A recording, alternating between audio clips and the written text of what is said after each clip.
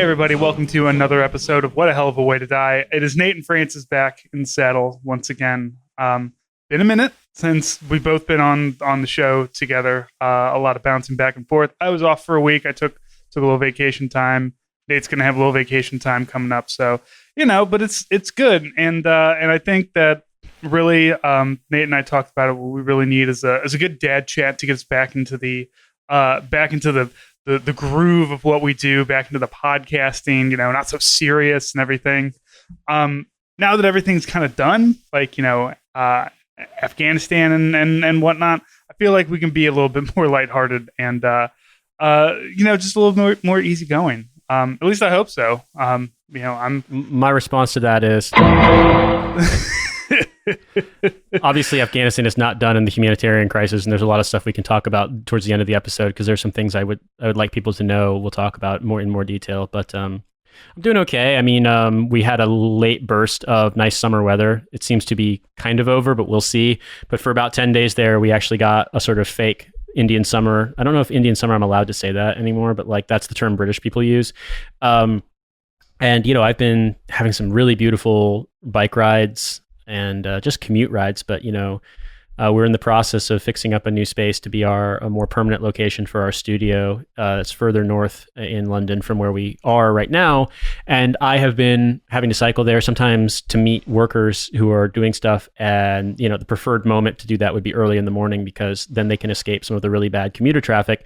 So we've been meeting at 8 a.m. So that meant that typically I need to be out of my house by say 7:20 a.m. to get there with a nice little buffer. And on theen days when it's been really sunny and warm and just clear, 7:20 a.m., get on your bike, go ride. It's about 5.5 miles. I don't know, man. It's been great. It's been really, really great. I felt better than I felt in a long time. Sort of feel as though I'm reaching a point in which I have achieved a balance that I've always wanted, and that's a cool feeling. And yeah, I've been doing some running too. I'm gonna try to go for a run this afternoon if I can. Of course, it was sunny for a minute there when I was recording an episode of 10K Posts that I'm guesting on. But now the sun has once again gone behind the clouds, and so it's glum, solid gray sky England again. But this year, my pepper plants are doing phenomenally. I went out this morning to check, and I've got probably about 5 or 6 Peruvian ají chilies that are at like their full size that are just going to like ripen in terms of color. And I would say easily 30 to 40 smaller sized ones. We'll see how much time we've got left before it gets cold. But definitely the placement this year was better where I've got them. And we will absolutely see. I'm excited about trying to pickle some if I need to. I really want to use some in stir fries because like Peruvian fried rice involves using this kind of chili in the sort of vegetable mixture. So I'm stoked, man. I think I'm learning a lot about gardening. Stuff's going well job-wise for me and for Cynthia. I spent most of August trying to help people write letters of recommendation and file paperwork and do stuff to get out of Afghanistan. Still doing that, but I don't know what, beyond helping requests when I can, I don't know what else I can be doing. Which, admitting that as someone who's oftentimes telling people, hey, support this. Yeah, but even then, often I don't really know. And, been doing some writing. Like, I'm doing okay, but it's been weird. Mid 30s. I know a lot of people are very like afraid of turning 30. Like, oh, my youth is behind me. I can no longer, drink until 3 o'clock in the morning and then go to the strip club. Yeah. But when you hit your mid 30s, like you don't care anymore because you just like these little things and you like going to bed at a certain time. Like it's not lame because you actually like doing those things. Sure. Yeah, I agree. And I think also in my case too, like, when Cynthia and I were in New York, there was always a lot of stress and tension about what was going on, like with her career, my career, where we were going to live, whether we were going to move to the UK or not. I had a job. I didn't really like my job, but it was a, notionally good job. And so getting here, we hit our 3-year anniversary in this country during the time that you and I have not spoken, like right at the end of August. And it's weird because so many of the things that were sort of big open-ended questions about like, how is this going to work out, have been resolved, and they've worked out quite well for both of us. There's been serious ups and downs, and obviously like a big fucking pandemic, like a once in a century thing, has completely disrupted a lot of stuff.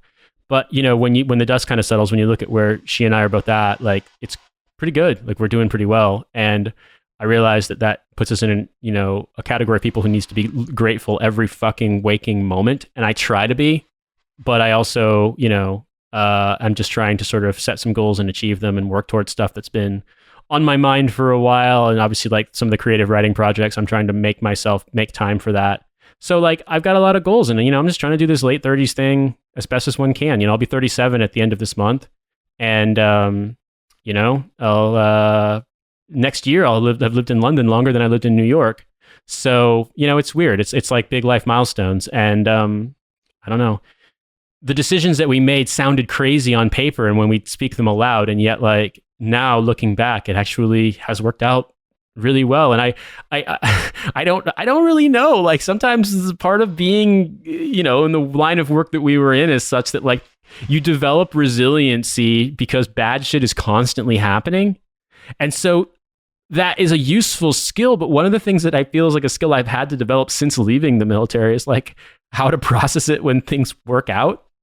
Like when things actually are going well, like don't get restless. You know what I mean? Like it's strange, but it's definitely, it's been on my mind, I suppose. You can't stop. But also that doesn't mean, you're not taking, obviously you're going to take some time off. I took time off. You also like get to recognize when to do things like that. Like one thing, like for as much as like Twitter has broken my brain, it has also like beaten into me. It's like, no, you deserve a rest. You deserve to take a break. You deserve all those things because fucking life is hard. And if you can take it, you should take it. Yes. So I'm all about that. I don't think vacations are counter-revolutionary. I think vacations are a great idea. Yeah, the Soviet Union had great vacation spots. All right, so let's everybody needs a break.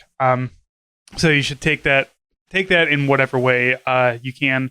And also, like, I haven't necessarily taken a step back from Twitter, but I have adjusted how, like, if I'm on Twitter and I start getting mad, I go away. I get just like close the app. Close the tab and not for the day, just for like 20 or 30 minutes until whatever it is that's making me mad, that like if I can't affect change on it, then I'm just getting mad for no reason. Like there's nothing if I can what's the old adage, accept the things I can't change and change the things I can't that I can't accept or whatever. But you got to find that. And on Twitter a lot of times there's a lot of anger that there's really nothing you can do. Like the Met Gala and all of the outfits and Alexandria Ocasio-Cortez showing up with the dress that said tax the rich, and it's the fucking discourse of the day. And it's like, what is any of us doing about that? Like, who gives a shit? One, it's a fundraiser for an art museum, so I don't give a shit what they do, but like it just there's a lot of times it seems really useless, and there's better directions for the energy.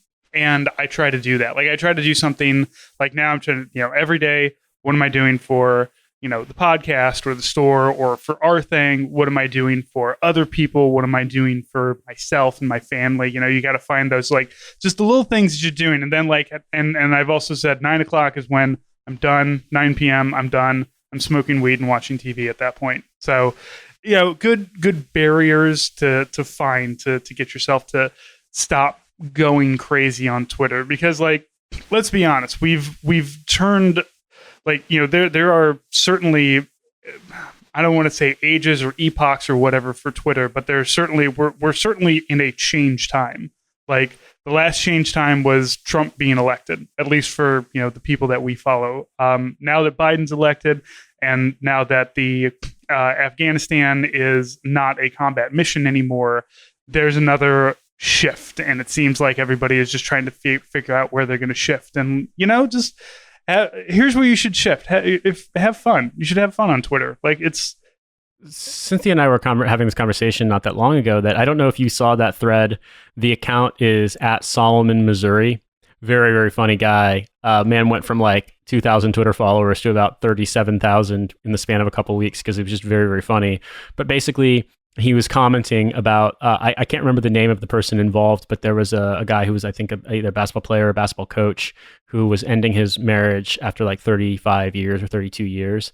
And this guy was just like, you think you want to be out here dating, but you don't actually want to be out here because you don't know what it's like out here. You know, it's different than when you were out here. Like, you know, he's talking about just, you know, eating, going to Tulum, Mexico on vacation, and, you know, dating women who are, as he described it, 60% crab legs, 30% iced coffee, and 10% vape. Like, that's my kind of woman. Wild stuff. Was very, very, very, very funny. Like, you basically, it was all that kind of short syncopated, you know, tweet after tweet, sort of like, you don't have the cholesterol to be out here, they're pegging out here, like all this stuff. He's like, you know, by Thanksgiving, you're going to be in a hottie t-shirt, like sneaking in the back door of your 22-year-old girlfriend because she's got a side piece. Like, it's very, very funny. And Cynthia and I were having this conversation that she was just like, this is kind of reminds her of what it was like, you know, 8, 9, 10 years ago on Twitter. Like, it was funnier. And back when it was weird, back when we had weird Twitter. Twitter became left Twitter and stopped being fun. Well, I think that I mean, in the political, I don't want to overanalyze it, but on the political side, I think that like there was a sort of umbrella under which everybody who was pro Bernie kind of fell, and that's obviously gone now. And so people are sort of sifting and sorting themselves out, and that's going to lead to some weird places. And I think it's very easy to go down the rabbit hole of getting to the point where you're always angry when you log on. And, you know, I've chosen to try and avoid that if I can. But I mean, I'm not just saying about like how I go online. I mean, I've sort of set up barriers to myself being on Twitter so that it's not consuming my life. And I, you know, freely admit that if I have the app on my phone or on my iPad, I will just get sucked into it. So I just don't do that anymore. I have it on my computer and I use it typically, like I'll browse when I'm editing episodes. And if I need to post stuff, I will. And friend of the show, Michael Wave, I won't use their real name, but shout out to friend of the show, Michael Wave, had a bit of a life emergency this weekend when their place got broken into, and I went over to help them clean up. And they said to me on the side, you know, you have been posting a lot more normal lately. And I was just like, you know, it means a lot. I'm glad you noticed. What a sentence to be said to a person. Yeah, I like know, imagine going back to the Civil War and like trying to say that to a fucking captain in the Union Army. It's like, you know what, General Lee, you've been posting a lot more normal lately. General Pickett just posting is like, I'm gonna go take some walks. Yeah, exactly. Maybe that'll help me calm down. Oh shit! Now I just got fucking steamrolled. So yeah, man, there's a lot of stuff out there that's engineered to make you angry and engineered to make you feel powerless. And I'm not saying there's like some grand design behind it. I think that we all interact with this stuff and participate in a sort of, call it affect, like the tone of voice you're using, the phrasing you're using, the messaging you're using, stuff along those lines. But I think you have to set limits for yourself so that you're not constantly just logging into the thing that makes you angry and having the sort of angry bot, you know. For me, it's been, so I have an Instagram account and I don't really do politics or meme stuff on it. I mean, like I followed, there are some very funny meme accounts that you have to be approved as a follower. So I followed them and then immediately muted them. And that way if friends like share their posts or DM me stuff, I can see it, but I don't see it in my feed. And my feed is just mostly like woodworking, interior design, ceramics, sort of like architecture stuff, some travel stuff too. I have a couple of accounts I follow that post pictures of like cities in Australia or Los Angeles or places in like Portugal and Spain and stuff like that. Just places I want to visit, you know, and it's complete Zen. It's so different. It's such a different vibe. You know, and it makes me act differently and share differently. And also having I have a very, you know, small follower count. It's just a different feeling. You know what I mean? Like it's a whole different way of interacting. And I like it a lot. And it's kind of like my, because Facebook, of course, for a long time, I just didn't use Facebook at all. But over the time of doing what we've been doing, I've gotten added to some private groups for fans of shows like ours and other shows and things along those lines. And so it's all funny. It's all sort of like dark humor, laughing at some of the insane stuff that people share on Facebook. But even that, though, even when it's all in good fun and it's not just you encountering people you know in real life posting the most insane nonsense, it still does kind of trigger that anger, despair reaction in your brain, I think. So in my case, at least, weirdly, my social media zen has just been Instagram. And the funny thing is, too, to be honest with you, is I have also started like consuming regular news. I mean, I'm still insanely critical of it, don't get me wrong, I still hate the BBC and I'm pretty distrustful of the New York Times, but I'll read BBC and New York Times articles now and not just get all my news from Twitter. Maybe that makes me worse informed. I don't know. There's a lot of good stuff on Twitter, and there are a lot of really smart people that I follow, and I'm always incredibly impressed by like the depth and breadth of it. You know, I've encountered some really, really interesting stories and you know, creative people and stuff like that. But to me, at least, I think you and I were about the same age. We're close in age. There comes a certain point where I have said to myself, I'm going to set some goals and things I want to accomplish, you know, bigger life goals, smaller life goals, things along those lines, but also like disposition goals, if you will. And to me, at least, like we had a great run in the way that we posted. We are kind of aging out of being these kinds of posters. And if we stuck to it, I think we would find ourselves feeling very, very clownish. I just simply do not want to be a 40-year-old poster. That cannot happen. Maybe this is the undiscovered country. I don't know. But to me, at least, I just don't want to do that. Which I completely understand. And my wife has often said that she loves Instagram because it's harder to be angry there because it's 100%. Pictures. Yeah, it's pictures, and then like to read a caption that would make you angry, you have to like scroll down and hit show more, like if you're on your phone. So there are barriers that kind of keep you protected from whatever anger thing, and you have to affect change to do something other than just scrolling. Like it's just pictures, and I love Instagram too. Instagram is like the last social. I check it only once a day, and it's at the end of the day because I like to go through the stories. I like to see what everybody's doing, and it's good like 10 minutes, and I feel good, and I go to sleep. So I'm with you on that, but you know, I don't mind posting because like. For me, the way that I'm changing things is you talked about following woodworking and everything.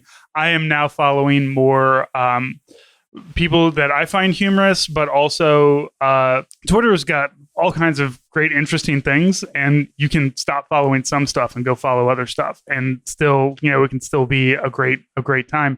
And you know, I've made a lot of friends on Twitter. There's like maybe about 30 people that I really enjoy following and I interact with. And then, you know, there's everybody else. So I don't know, like I'm not done with Twitter, but certainly I'm not one of those people who's like, well, I have to leapfrog to the next thing. I have to be, you know, do TikTok. I got to do Twitch streams. I got to do like, I tried doing all that.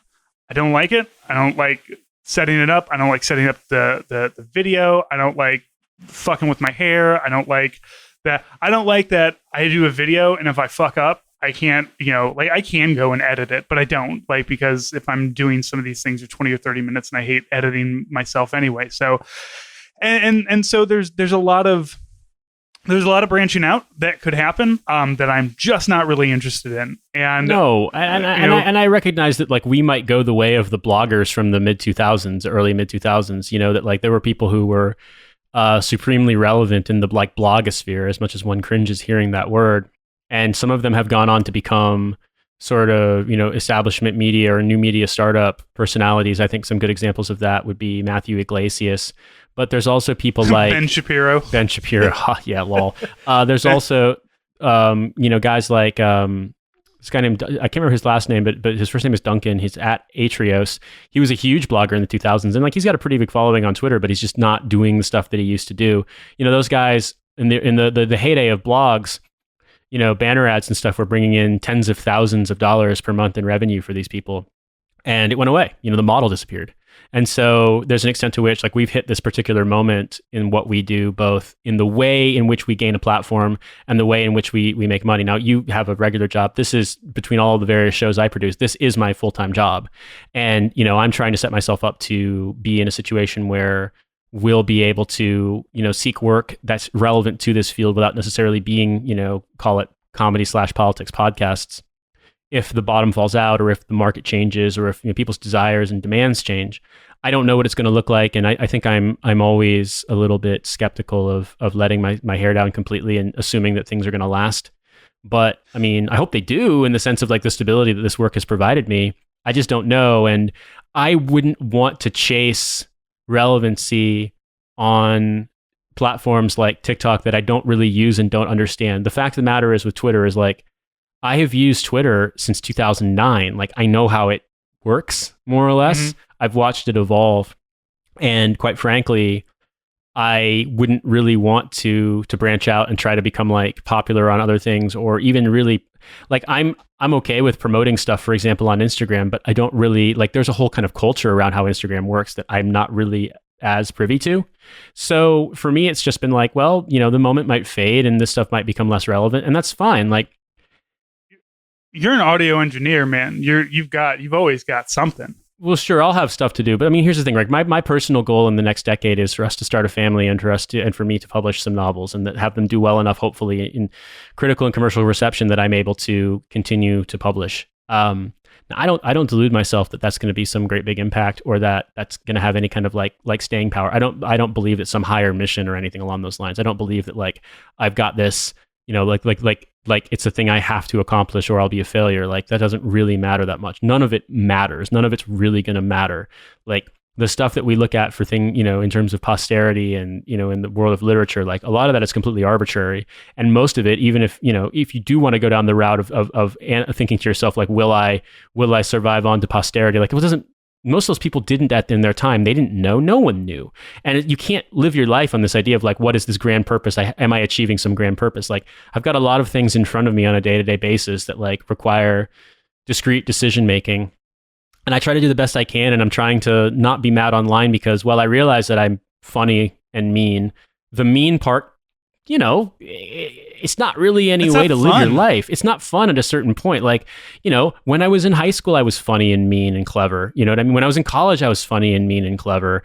And like, when I was in the Army, you know, I tempered it a little, because obviously, like, there's an extent to which, as an officer, you can't act like a fucking, you know, high school bully from the Midwest.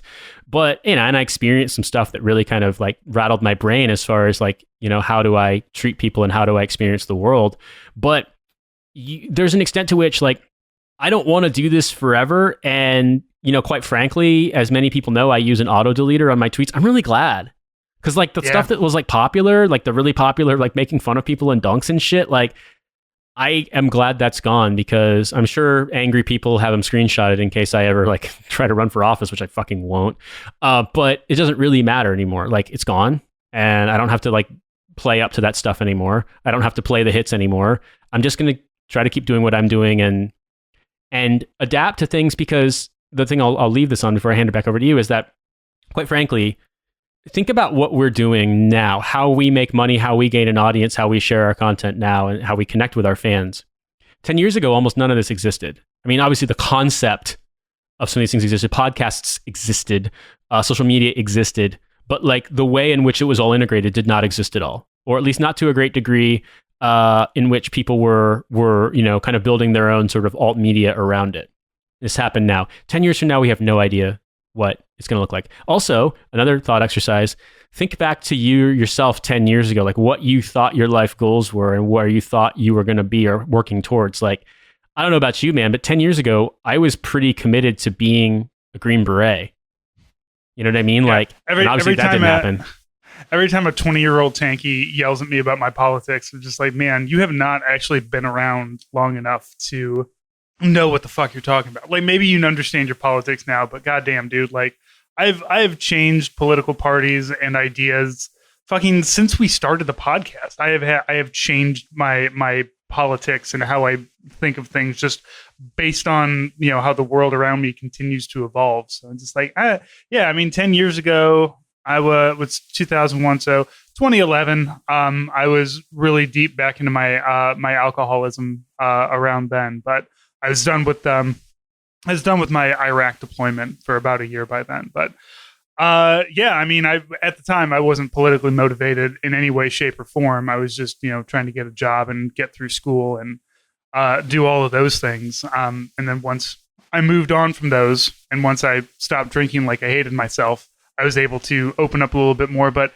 shit, dude, I was a fucking Republican once upon a time, because I was, you know, a white male who was 20 and nobody taught me any better, which, like, I sometimes question, because like my dad has always been a very avowed, like, liberal, but like more DSA, more like democratic socialist, kind of liberal, so I was like, why did I have a Republican stage? Why did I have and I thought I had I thought I had a libertarian stage, but really what I had was an anarchist stage. I had a libertarian stage in the sense that I wanted to smoke weed. I was never I was like political. I wanted to smoke weed and I wanted the government to leave me alone. And it's like, you don't have to be a libertarian. You can just be an anarchist, and where it's like you believe those things, but you want to like contribute, and you want to be communal with people, and you want to all help each other through mutual aid. Yeah, sure. What's a libertarian? You want to smoke weed, and the government doesn't bother you, and also you get to shoot whoever like comes onto your property. Like, I don't want to do that. R.I.P. the very funny account who's moved on with his life and is doing great things and not online. The Brooklyn Juggler. Libertarianism in 4 words was the hashtag, and he came up with the best response, which was pothead who is racist. At some point in time, your politics are probably going to change and shift, just because everything around you changes and shifts. Like shit, you could have, I don't hold anybody's politics against them when they, 5 years ago, which is why I also have an auto deleter. I used to do it and I turned it off, and then because I had this like, but what if I tweet something really good, and I just want it around for like another year, and then I thought, I've literally never said anything on Twitter that's important. Also, like imagine saying that sentence aloud to anyone who isn't on Twitter, as if it mattered. Right. Like, no offense, I've fallen victim to the same thought process, but yeah, you know what I mean. Yeah. So something I would say too is that like I hold it against people if like they were running for office, or they were, spokespeople or activists and stuff along those lines, promulgating ideas. I don't necessarily think that there's anything wrong. And obviously if I held to some position that you were never allowed to evolve or change your views, then this whole thing would be a big joke, because the whole premise of what we're doing is that our views have changed. But I would say that, to me at least, I think there's a much stricter standard applied, in my view, when someone has been using those views to, gain office or gain influence. I think it's the same way with me with stolen valor stuff. I don't care at all, except when people are using sort of,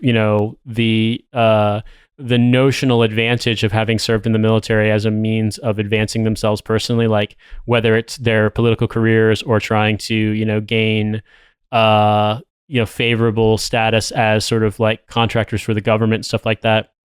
Those are times when I'm like, hey man, what the fuck? Like, I think it's shitty. But if you're pretending to be a veteran because you're broke and homeless or hungry, then fucking do whatever you got to do. Yeah, exactly. That's the thing, right? Yeah, if you're doing it because like you own 4 jet ski dealerships, but you want a 5th, or like, you have like a contractor company that's ripping off the government, and you have like a no bid guarantee on contracts that fuck over your competitors who are also assholes. So you pretend to be a veteran, like that kind of stuff. That's shady. But like, to me, like, I'm not even giving you my position on how that should be punished. Like, I don't even know if I have one. I just think it's bad and should be condemned. But like, I don't know, man. Like, I've had an opportunity lately to think back on a little bit of stuff from when I was quite a bit younger. And I think that I've always been a pretty strident person in my views. That probably comes as little surprise to the older fans who can listen to me and probably recognize people like me in their lives. But I have had stuff happen, over the course of my life that has been, very humbling, and also that has forced me to kind of re-examine this stuff. And I don't think there's anything wrong with admitting that you were kind of a dumbass and that your views changed. I think I would be more concerned by somebody whose views had never changed, regardless of what it was that they encountered in their life.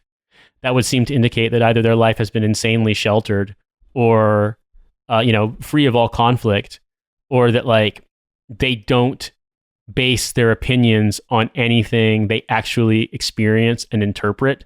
They just have a position and stick to it. They're like the guy who's listened to one song ever, and it's the fucking Jay-Z remix of Linkin Park's Numb, and he just plays it 10 times a day, every day, and has only played that song ever, and it's the only music he's ever heard in his life. But there's something weirdly endearing about that. Imagine that, but for politics. I think that's a lot less endearing. Yeah.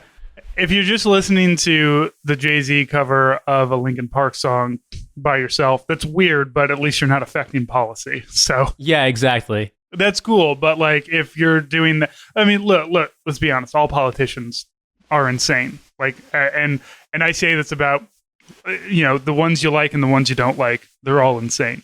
To be a politician, you have to be insane. I think to be a politician, you have to have a very strange conception of yourself, and you have to be comfortable in situations that would make me very deeply uncomfortable. Mm-hmm. And as a result, like I respect the people who are agitating for change and doing this stuff. I think I respect the activists more, the ones who hold those politicians to account.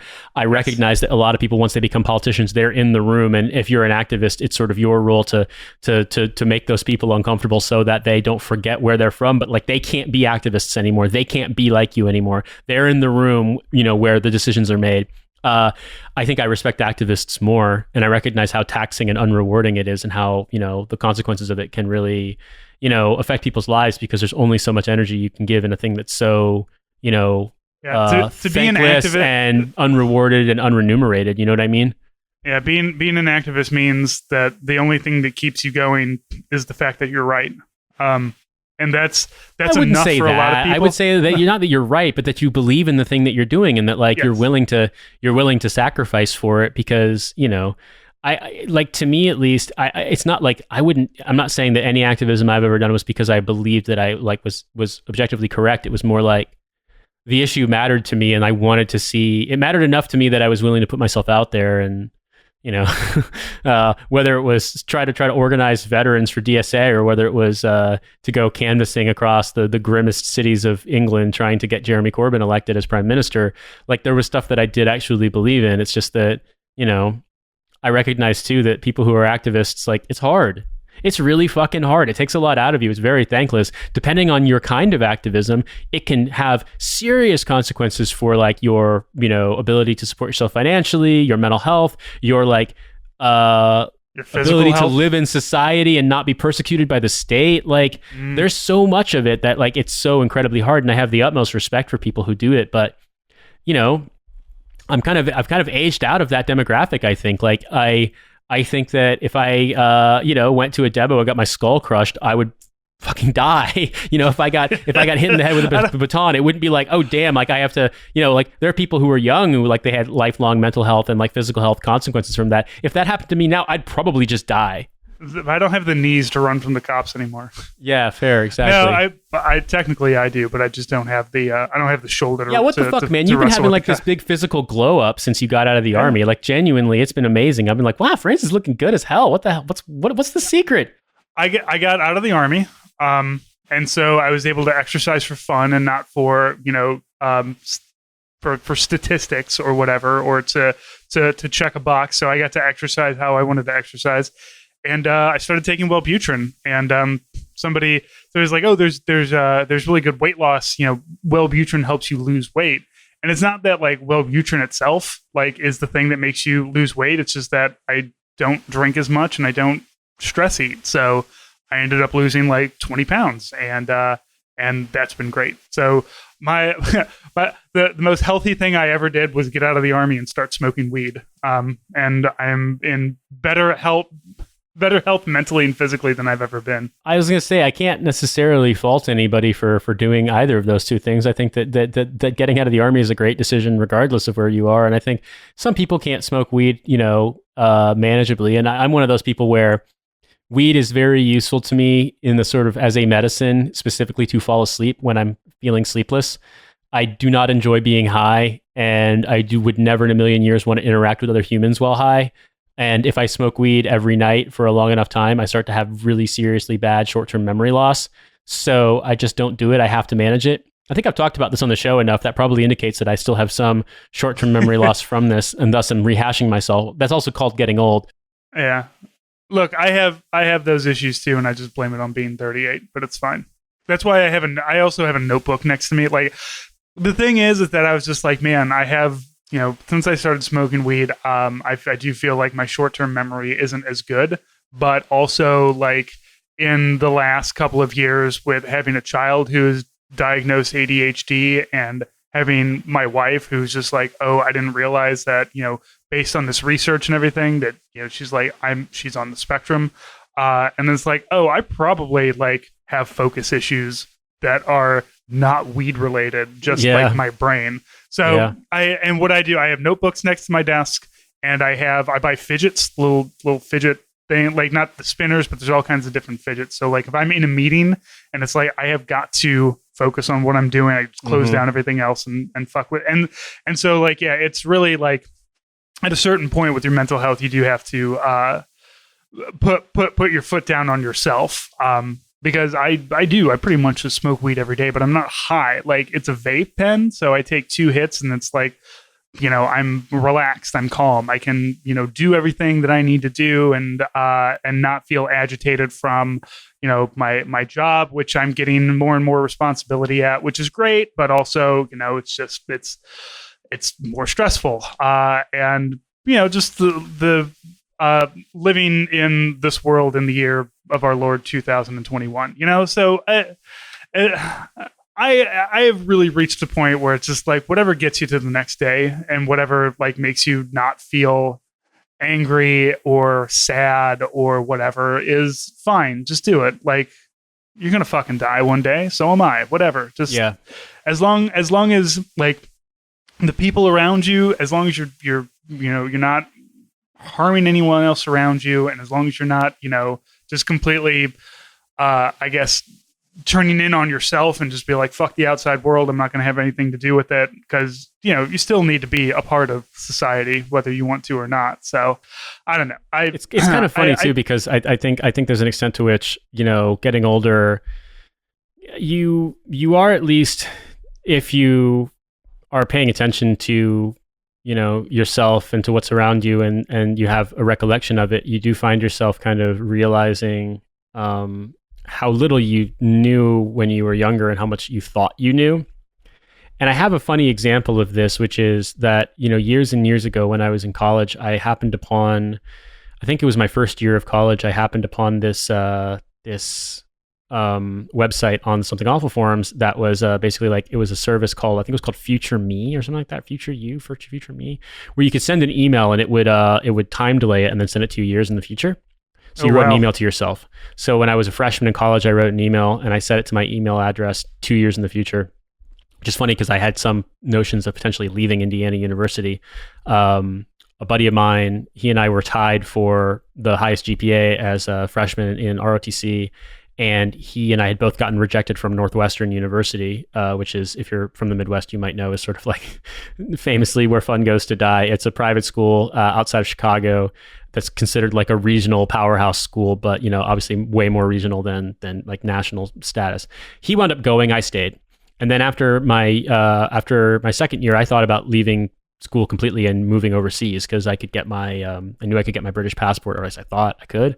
And I was like, I could just use that to live in the EU and start school over again in France instead and just stay there. And I was like, you know, 20 years old. I was like, fuck it, I might just quit everything. But I didn't. I stuck around and finished school and finished ROTC. And so I got this email my junior year and I was like, oh, that's funny. All right, cool. Well, I should go for longer than 2 years next time, but I'm not going to be at IU that long. So I'll send it to my army.mil email address. So I sent myself, you know, in 2005, I had just gotten back from home where I'd been recovering from having a surgery to fix my lateral meniscus tear that had happened that fall. And I wrote myself an email, sent it to my army.mil, you know, AKO email address, because we'd been able to register for those. So forgot about it completely. And then, you know, sometime in November of 2010, I was deployed to Honduras. I was, you know, working in my office one night, and I got this email from, you know, me circa 2005, talking about what was going on in my mind, what was around me. I wrote an email and I was like, yeah, I'm sitting at my desk. I've got this camera that I borrowed from a friend, you know, like I'm working on this project and blah, blah, blah, blah, and all this stuff. And, you know, how's things going? If you're in the Army, you know, you must be at least a first lieutenant, if not a captain, blah, blah, blah. But I think the funniest thing about it was, I must have been very, very optimistic because I was like, you know, like, this is me at 21 being like, yeah, you know, like I'm doing a lot better, like not letting little things bother me. And I'm trying to just like, you know, go with things and, you know, not overthink things and just be as, you know, as chill as I can about stuff and like let things happen. I think like I'm a lot more relaxed. And I was like, I looked back, I'm like, what the fuck are you talking about? Like, what the fuck are you talking about? You are the most overthinking ass person that has ever lived on this goddamn planet. Like all you ever do is overanalyze everything all the time. And you were even worse about it back then. Like less than 2 months after you wrote that email, you were so overthinking something related to like either a relationship or fucking like what branch you were going to branch in the army that you got really drunk while on vacation in Florida and just like ran into the ocean in the middle of the night and took your fucking clothes off. Like, what are you talking about? And I realized I'm like, there was this tendency to like really think you know yourself, but like not actually be honest with yourself. Yeah, and at the age of 37, you can still get really drunk and go screaming into the ocean and rip your clothes off. Yes, in December in Daytona, it's very cold. It's not cold like cold winter Midwest cold, but it's pretty cold for Florida. And I thought it was very, very funny because I was like, I am going to resist the urge to make any sweeping judgments about progress, but it's very, very funny to encounter those sorts of things where like you think you know something at that age, and then you look back at it, you're like, yeah, I didn't know shit. Like, I don't know what the fuck I was talking about.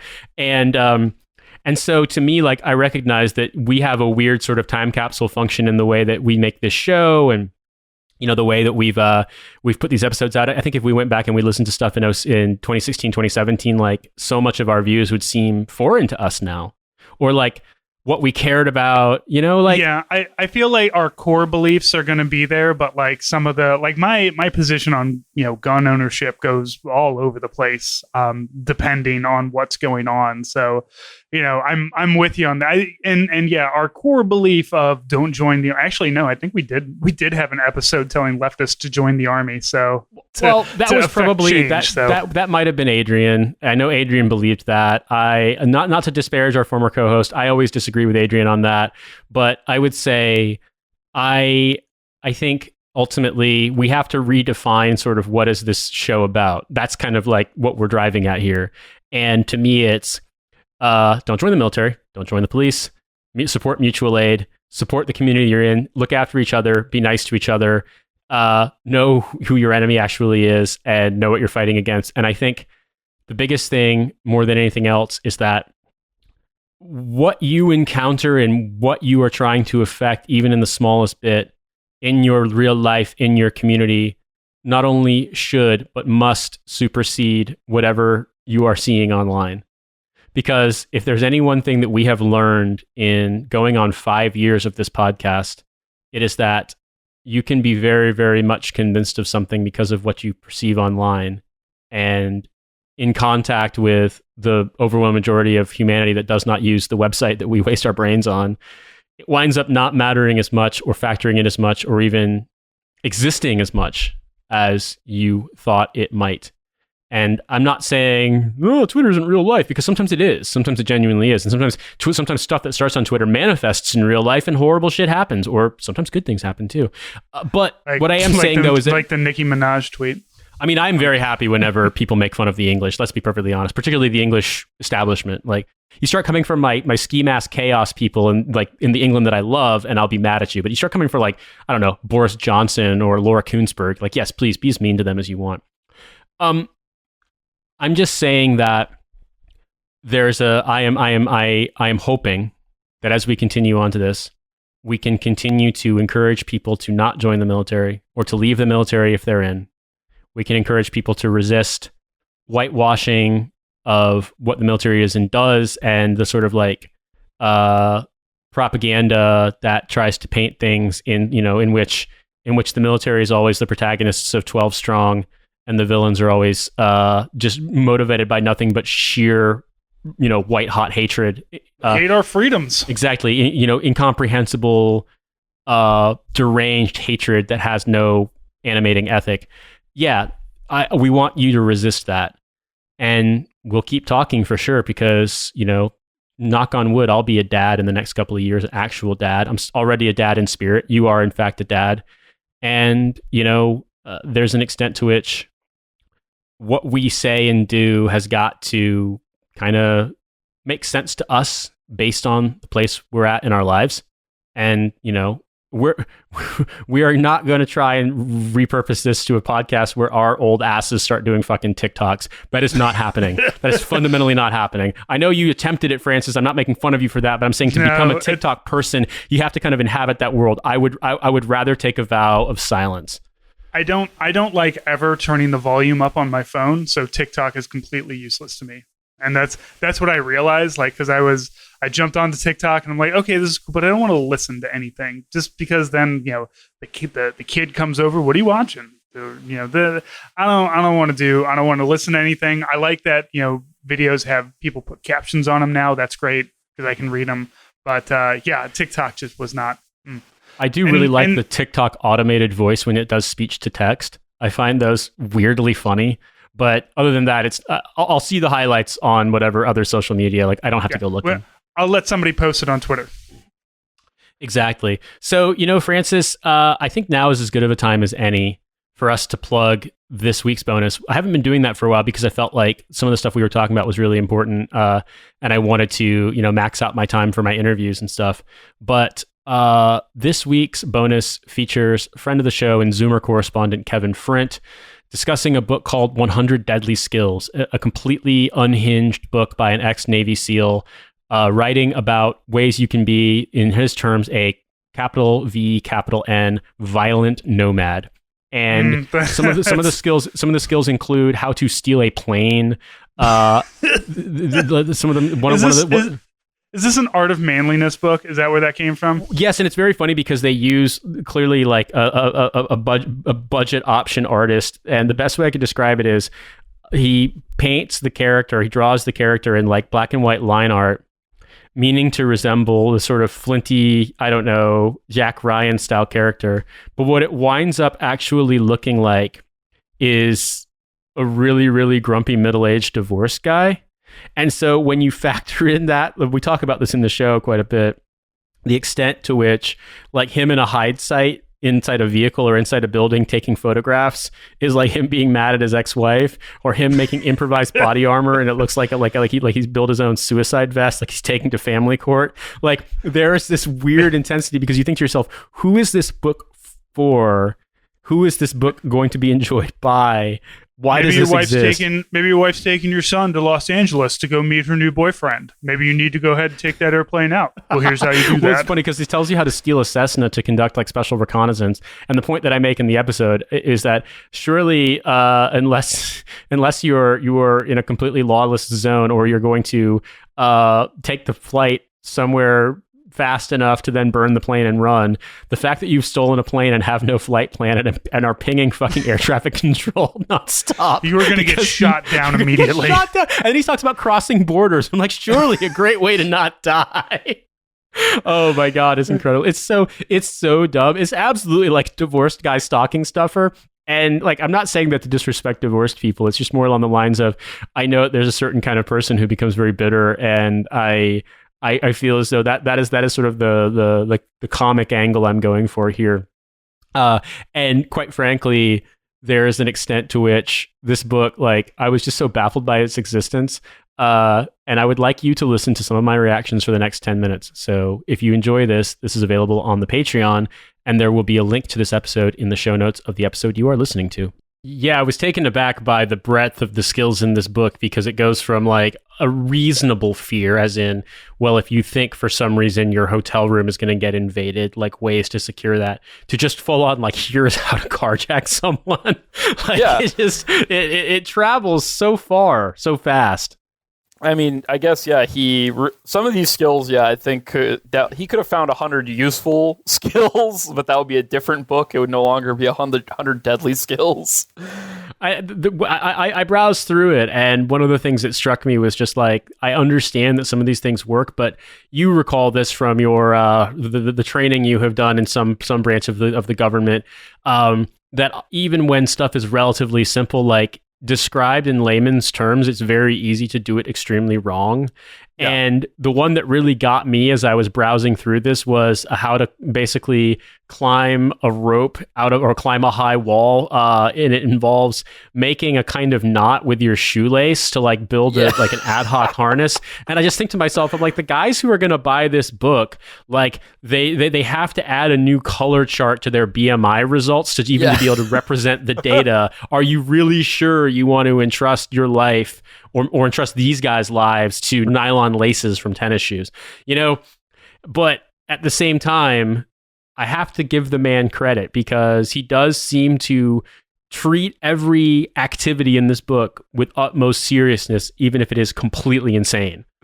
Yeah, I would like to imagine that he genuinely believes that like having this book out there was like, if you read it cover to cover, like, you know, the fucking Ranger handbook, and keep it in your pocket at all times and just like browse through it on occasion, I think he genuinely thinks that like this will help you.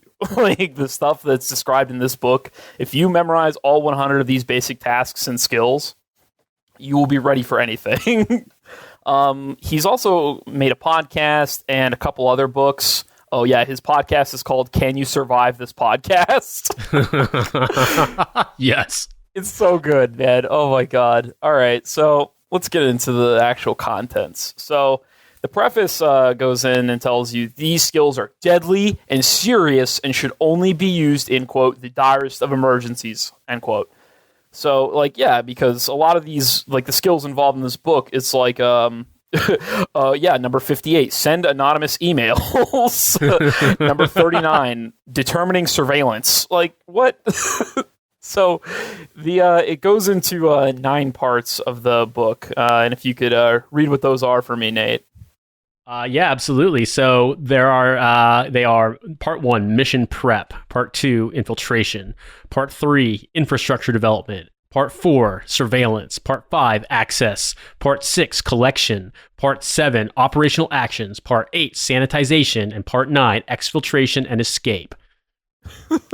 I want people to understand that this travels the distance of everything from how to prepare your car for whatever, like be prepared Boy Scout style for your car, to how to steal a plane.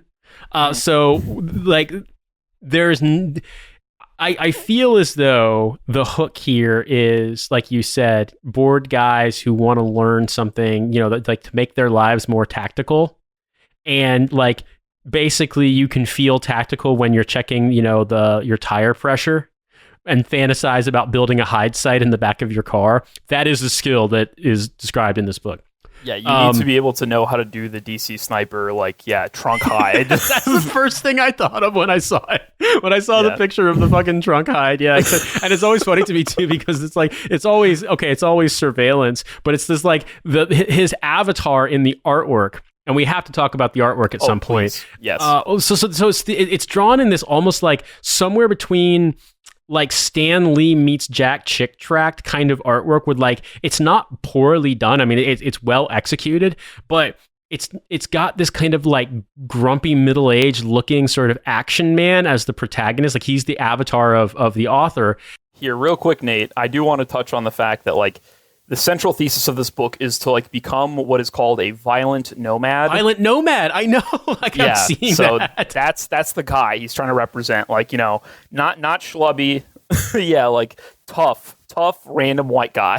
He's become a violent nomad because the divorce went badly, and every time that it's him in a hide site with the camera, like I kept thinking about like he's getting revenge porn for my bitch ex-wife. Like, it's just, I can't describe it, but there's something so divorced about that cartoon, man. And of course, I promise he's very divorced. Yeah, he's got the high, like the kind of like comb over high and tight, like yes, the like field grade high and tight, 100%. Yes, I think he was enlisted, but yeah, he definitely was like operating at like a senior level to still have this haircut and still, like, you know, represent himself in the book with it. He's just like, watching the stuff in this, like read, like, that's like half the joy of this book is the illustrations. So, dear listeners, if you can get yourself a copy through, you know, whatever means, you know, I don't recommend lining this guy's pockets. But my God, it's so good. Like, you need to see some of these illustrations. They're fantastic. They're like, they're absolutely amazing. The skill descriptions themselves are usually less than a page or so, but like the pictures involved are like so good. I think he kind of did take inspiration from like military technical manuals. I would say so too. Yeah, the kind of like line art, isometric line art in some cases, kind of reminds me of like, the manual for, you know, how to lay out the parts of a 240 Bravo, you know, when it's disassembled or something like that. So, Nate, I remember we talked about this offline. I probably should have brought it up again before. So, tell us, how are we going to be rating these skills? Like, and which how are we going to be picking them? Like, which are our favorites and which are our least favorites? Yeah, so basically we've gone through, and Kevin's done the bulk of this work, but we are going to assess the skills, basically the most notable in each section of all 9 sections, and the notably good and notably bad. And I'm just going to say I went through your list, and the first section had me fucking just losing my shit. Because it's so because I cannot think of a better or worst skill than in section 1 than the one you have picked, which, and folks, we are not joking, section 007 or skill 007, construct a rectal concealment. So I'm just going to read this, and we have special guest Maureen Todd to provide the narration for this as we read aloud. When a mission involves a high potential for capture, operatives prepare for the possibility they will be detained, searched, and stripped for any visible weapons. This leaves the operative only one method of recourse: the concealment of weapons and escape tools in his bodily cavities. Navigation aids money. Pause, homie. What's up? All right, so you on the way to your job at fucking Price Waterhouse Cooper, you might be stripped, searched, detained, and have all your weapons removed. So you've got to keep a deadly weapon in your ass. Now go on, Nate. I'm sorry to interrupt, Marine Todd. Please continue telling us about navigation how one would aids, do such a thing. money, escape tools, even makeshift weapons such as an improvised ice pick, see illustration, can be concealed inside a tampon applicator or aluminum cigar tube that is inserted into the anal cavity. The use of the rectal passage as a hiding place for illegal items or weapons is common in the shadow worlds of drug trafficking and terrorism, but the technique is also well known to operatives as an extreme measure of self-preservation used during ground zero of high-risk missions. I didn't know that. Yeah, I didn't know. That makes me glad I never wanted to be a Navy SEAL, because I didn't realize that there was ass training involved. Yeah. All right, gents. Today we're learning how gentlemen, to standard, like, all right, tasks and condition standards in a classroom setting. We're going to be learning conceal an improvised ice pick in anal cavity. God damn it. Yeah, so basically this skill is like, you hollow out like a tampon applicator or, as they show in the book, and an aluminum cigar tube. And in it you put, you drill a hole through the top like little screw thing. You fit a dowel cut to fit the length of the tube in the middle. Then you put a nail, a shim, money, a map somehow. This is a really big cigar tube. Is what I'm I was gonna say. This is like the biggest cohiba that Fidel Castro ever smoked. You are absolutely getting deep dicked by this thing. And so, like, you're supposed to just walk around with this thing in your butthole, or like have it ready with like vegetable oil to shove in your butthole. Like, if they're around the corner and you're like, "Fuck, I'm not gonna make it out real quick. Let me just fit this thing in my ass." Yeah, I'm laughing about the idea because one assumes that you have to become proficient enough to conceal this at a moment's notice. And so it's just sort of like, I mean, that just doesn't seem like a skill that would come naturally to people who aren't, who aren't bottoms or into butt play. And so it's just sort of like, I love the idea that this is the 7th skill in the book. So like most people are pretty early on in the book when they're getting to, by the way, if you want to be a tough Navy SEAL, get out the fucking poppers and start sniffing. As always, everybody, thank you for listening. You can follow me at Army Strang, follow Nate at In These Deserts, follow the podcast at Hell of a Way.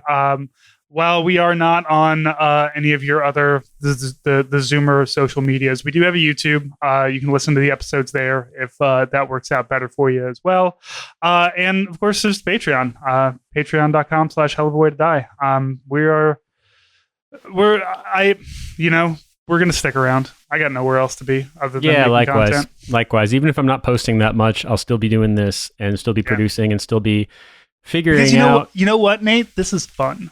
Yeah, it is. Like doing this. It is. And like, I was reflecting back on, as I discussed previously, where I had envisioned I might be, say 10 years ago, 5 years ago, etc.